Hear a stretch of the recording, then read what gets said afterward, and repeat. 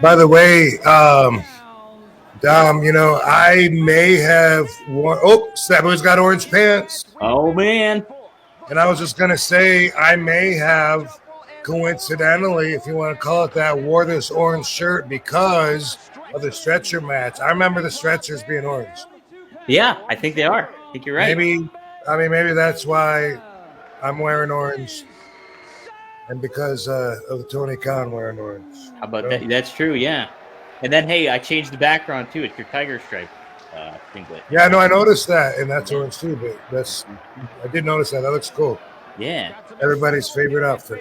No doubt about it, man. Now, why did you? I kind of like the gi. Why did you get rid of the gi? Because to you, hopefully, depending on if you're being sarcastic or not. No, I do. I liked it. Okay. Yeah, so it looks like a karate gi, but in Japan, it's like a bathrobe. Oh, okay. It's like something they wear around the house, and so it's kind of like funny to them that I would wear that out to the ring and act like it's like it's a karate gi. Yeah. And I thought it looked really cool like that. And then like Sabu would laugh at me and say, "No, they're not gonna respect that because it's a house robe."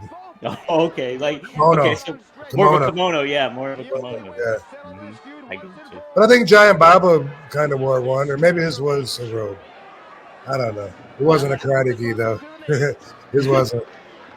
This was neat because I immediately, like, he was going for like a double leg takedown and stuff like that, and immediately sparked in my head like, oh, Sabu was an amateur wrestler. So like, yeah, there's that. Oh, how do you like it?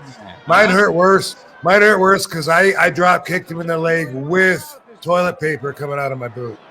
I had a foreign object. You did. Look at that. Yep. That hurts way worse. Much worse. You guys fucking lay it in right here, it looks like. Always. Oh. Hit him with the toilet paper. I did, see? There. You got him. Yep. Now, how was John Finnegan as a referee? Did you like him? Yeah, I did. I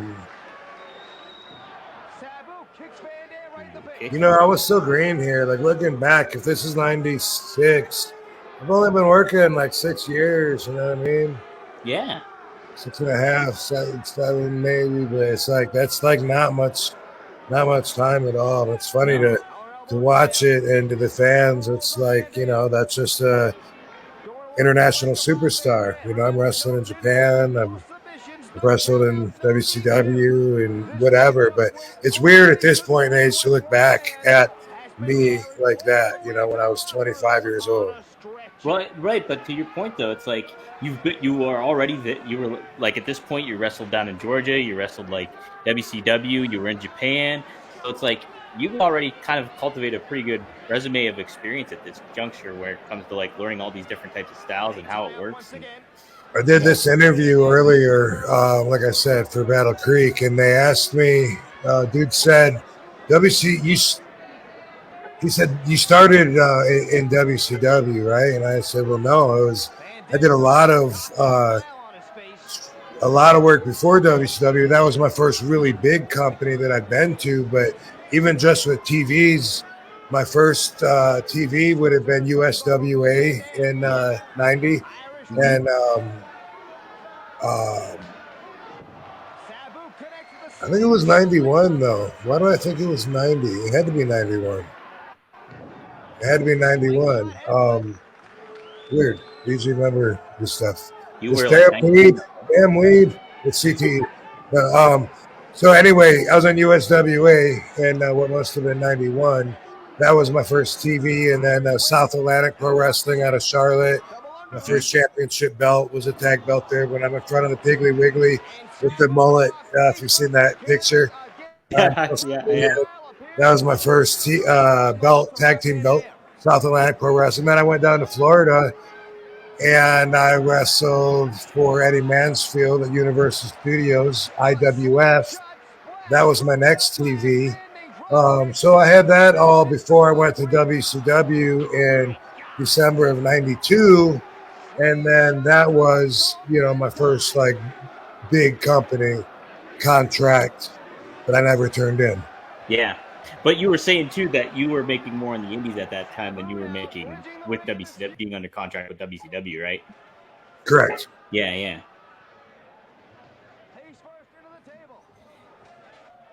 Now, in this match too, and I'm sure this was always kind of the case at the ECW arena, such a tight spot in between the guardrails and the ring. Did you kind of like that aspect of it? That you could do a little bit more athletic kind of things, or was there just pros and cons to both of that? Having that guardrail so close to the ring like that. Pros and cons to both. A lot of times it was too close. Mm-hmm. And then that could be an issue when you don't have room to work outside the ring at all. Then other times it's too far away. You know, when I was on AEW recently, by the way, if you compare how far away their guardrail was to this one, I mean, look, there's a fucking what is that? Is that a 8-foot table, 7-foot table, and it already goes across and has room on both sides? There's not much space there. Not at all. And you'll see in a little bit too that you do make a good adjustment. Might be a 6-foot table even, maybe. I don't know. Yeah. And in AEW, it was like people were like, I don't know, if that might be too far to do. I'm like, dude, I got this. You fucking nailed it too. You nailed him. Big difference from ring to ring, stuff like that. The hell is he doing? Oh, got him on the rope. No. Oh. Sure, that was stiff as fuck. Dude, sell something, would you? Come on, Sabu. What the heck? We didn't used to sell shit back then. That's one thing when I look back at it that I didn't know at the time, but it was like, oh, he didn't want to go to the floor. He wanted to be there. You wanted to just be there, okay. There's some moments though where Sabu, and I mean he makes it look real, so and maybe some of it is real. Like I can't tell. Dude, we used to beat the shit out of each other, so everyone knew we were hitting each other for real. Right. That was that's the way we got trained, and me and Sabu were always like that. So working with each other, we were going to be able to be like that even more. And with these, you know what? I'll be damned. I thought that fucking gurney was orange. In my mind, I remember the stretchers being orange, and that blew my mind. Maybe it's just because of Sabu's pants, but obviously I was wrong. I don't know. Let's see if they're both like that. I think there's a second one. Yeah, there is a second one. So maybe and it might be orange. Yeah, it might be orange. The one where he nails his shins on the guardrail. I remember that being orange. I don't know if it was or not. Yeah. How silly. Oh, he got off himself. Now, were these shoot EMTs or were they just people that helped? No, they were. Yeah, they were. They were, but they were regular. Like they weren't just like called for this match. Yeah, they were hired to be there like every TV show. Yeah. Maybe some of the live events as well, but every TV they would be there. And man, Sabu would give them shit. Is it like he would treat them like they're the boys, but they're not. They're real EMTs. Like they'd like be wanting to look at him after a match. Sometimes wanting to stitch him up. Do you see that move I just did, by the way? Yeah, the fall away powerbomb there. Yeah. I quit doing that because it kills everybody. But that's a move I've always loved doing.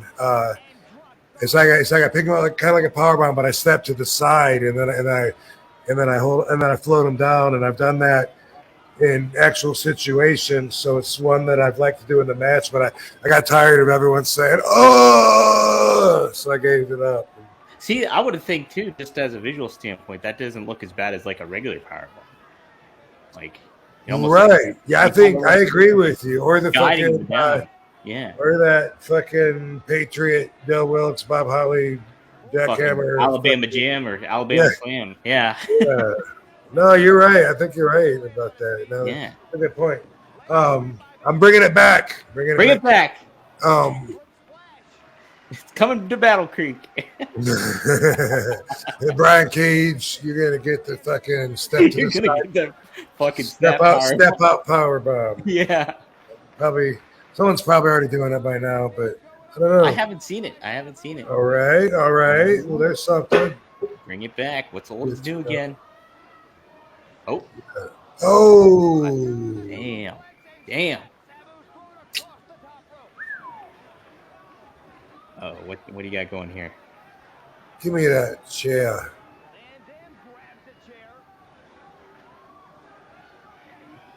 Now, do you remember around when you started coming up with the Van Daminator and stuff like that? Yep, When was that exactly? that was before my first ECW match. No shit. Oh, no shit. So it was. Oh, wow. I didn't even know that. Okay. Yeah, like when I was coming to wrestle for ECW, I'd seen him on TV, and whoa. Oh, I think I might have seen an orange fucking gurney to the right. Yeah, I think you might be right. I am validated. Thank you. Now, this is a wild spot right here. Yeah.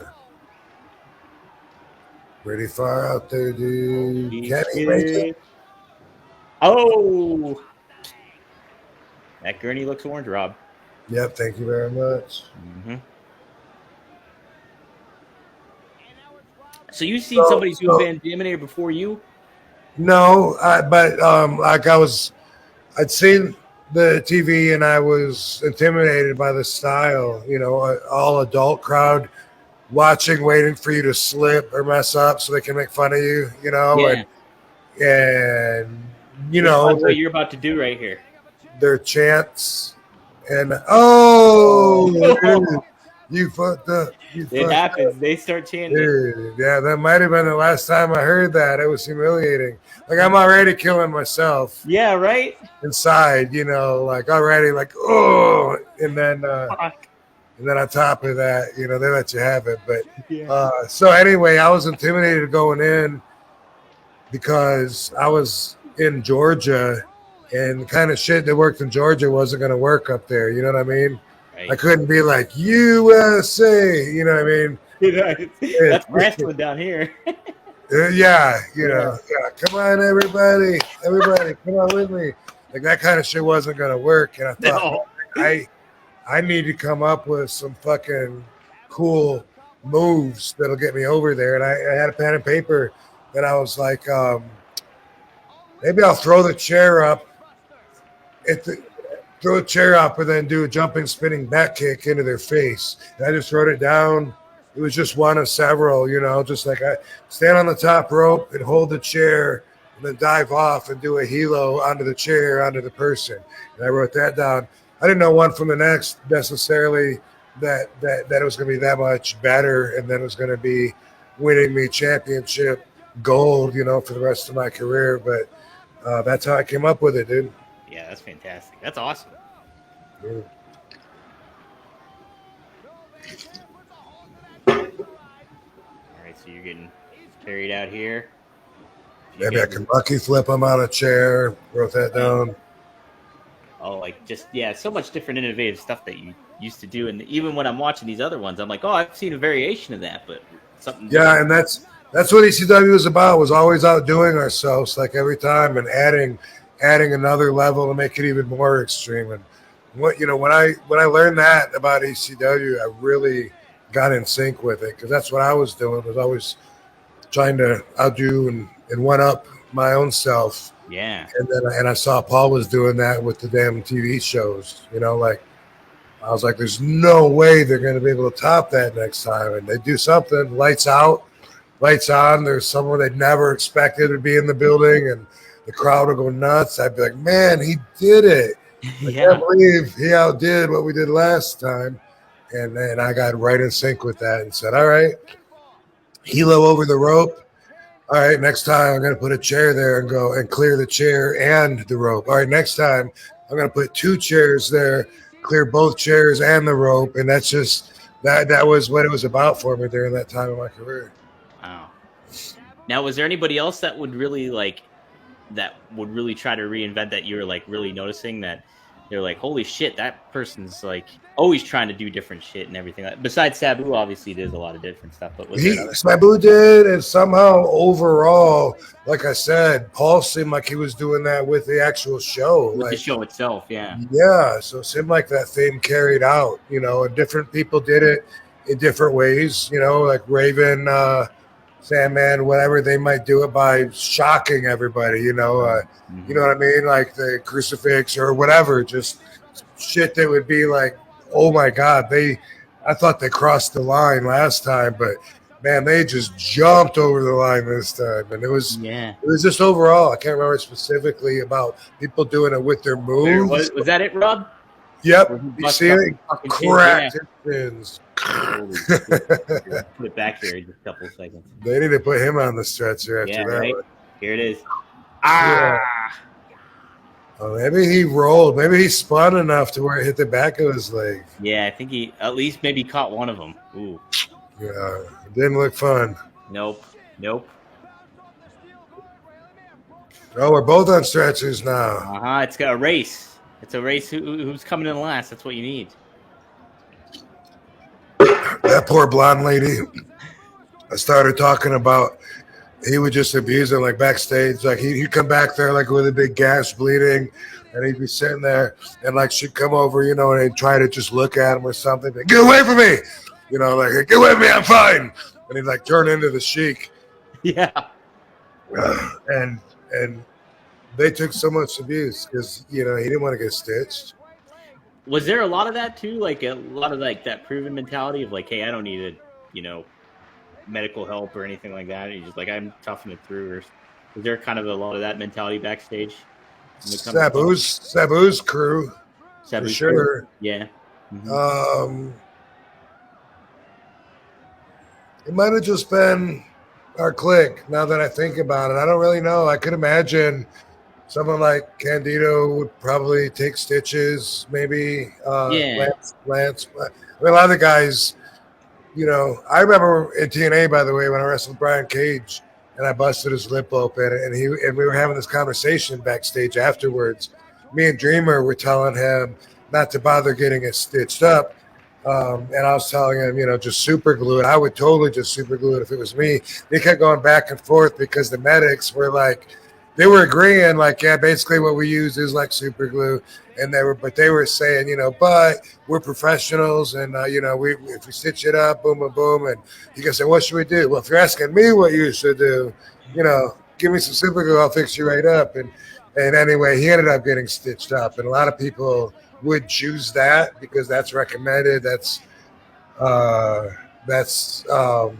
probably is safer, healthier, more sanitary. But man, last time I got busted open really good. You squeeze it together so that it's almost overlapping. You squeeze it extra so that there's no openness. There's nothing, yeah. Or no glue gets in there. You put super glue on and you hold it for a little bit and you let go and you're good to go, and the scars go away. So Sabu taught me that early on. And these medics a lot of times would argue with him. But he would have some serious gashes sometimes, and they just wanted to pour peroxide on it or something, and he would be like chasing them away. Get out of here. In full Sheik character, yeah. Now, would Mike Awesome, he would take stitches, wouldn't he? Because being a germaphobe and stuff like that. I don't remember it ever happening, so I don't know. Probably so, though. Yeah, you said, probably so. I think maybe it was just Sabu and me, and I don't know. Like, we would have made fun of Louis if he would have got stitches. Bobby Duncan Jr. probably would have went, I'm from Texas. I don't need that. Yeah, it's hard to speak for other people, Taz or the Eliminators or Dreamer. I guess it would depend on circumstances. But Dreamer was on my side telling Cage, I think, that he didn't need stitches. That's the way I remember it anyway. Yeah. A little Franken Center action there.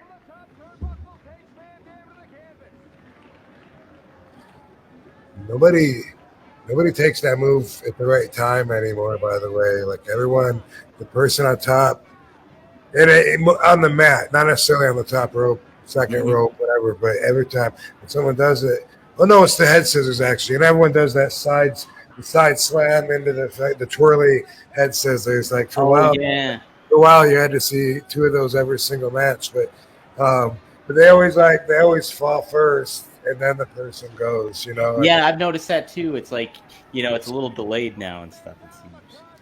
weird. This I was a let good it pull me over. this was a good spot here, Rob. This is what I was talking about too, where you had to kind of make the adjustment for this the confines of the guardrail, so to speak. Like you catch him. Oh shit! Oh, boom! Boom. That was good. That was like a hell of an adjustment right there. Yeah. Jeez. I was using that Fisherman Buster for a finish there for a little while, and it wasn't a good idea. Yeah. What? I think Sabu. I think maybe Sabu gave it to me because I don't remember why. I think he thought I needed a devastating finish, and I remember I gave it to him in the ring and knocked him out. Boom! It's in one of these matches. Maybe it's the respect match. I think. Oh, okay. It's the respect match where I beat him and he has to shake my hand because he's knocked out and he's stiff as a board. When I'm trying to pin him, I couldn't hook his leg. His leg was stiff and straight out. He zombied on me, and after he went back to the dressing room, Paul told him, "You have to shake his hand." He's like, "What?" And he said, "Van Dam beat you. You have to go out there and shake his hand. It's a stipulation of the match." He goes, "No, I don't. He didn't beat me. Bullshit." And I also remember doing that move to Hack Myers, and it seems like I might have hurt him too. He was a name I saw when I was researching here a little bit. I remember doing it to him, not for sure if I hurt him or if he was just scared of it. I can't remember, but I remember either way, bad energy with doing it. So I probably only did it those 3 times. The one through the table might have been the best, the least. Well, I think he gives you one here. He gives you a Fisherman Buster here coming up. Son of a bitch. Yeah, he's still back from you. He better not. Oh, shit. I got him. I got you. The rolling got legs. A counter for your springboard.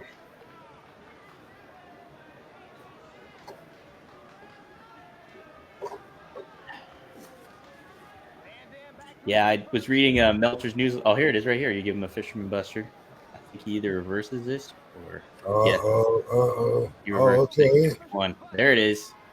Boom. Oh, you son of a bitch. You weren't joking, man. How dare he? Oh, no. What's he going to do with that chair? Oh. Sabu's got some plans. Sean Finnegan over there wondering if he left the shower on at home. Oh, look at that! Oh, cool. That was pretty sweet. Damn. Good timing. Expected that. Yep, good timing.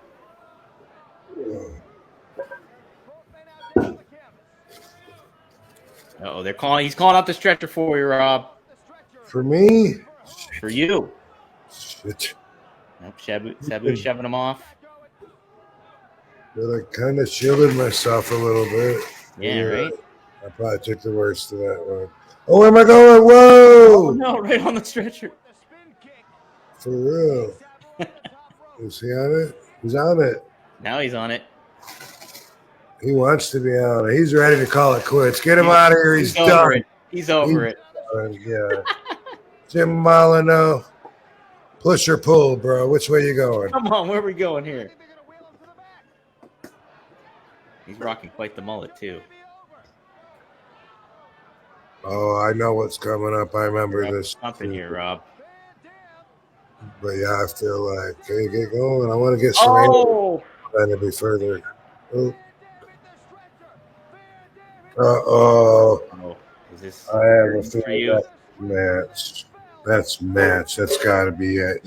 Nobody would survive a jumping top rope helo to the stretcher to the You're out. You're out cold, Rob. Damn it. Oh, no. I'll get you next time, Sabu. You may have won this one, Sabu. Next If it wasn't for time. those crazy kids and that stupid dog, would have I'll had you. get you next time, Gadget. Next I did time. not expect a Dr. Claw cameo. There it is, Rob. That's a great match. Yeah. Man. Cool. Where does that stand out for you for your matches with Sabu? Well, I mean, at the time, that was my favorite match. You know, I